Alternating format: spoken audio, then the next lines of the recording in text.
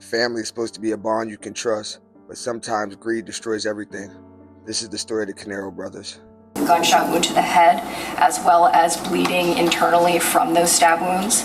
I combined them in my cause of death statement, and I listed it as gunshot wound of head and stab wounds of torso.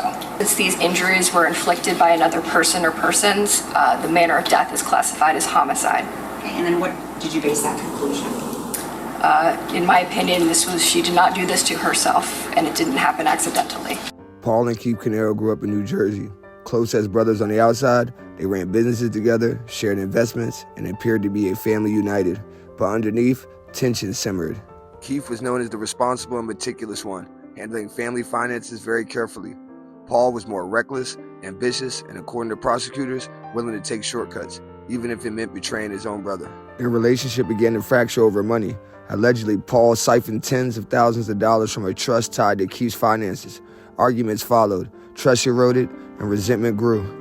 Then the situation exploded.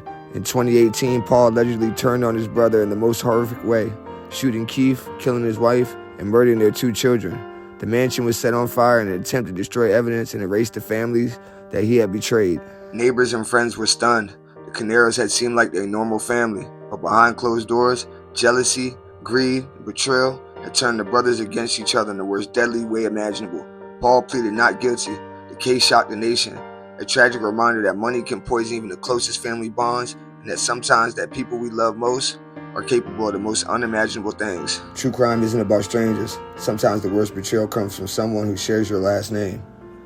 As of 2026, Paul Caneiro remains in custody awaiting trial. The case continues to unfold in the courts, keeping the story of betrayal and family tragedy in the public eye.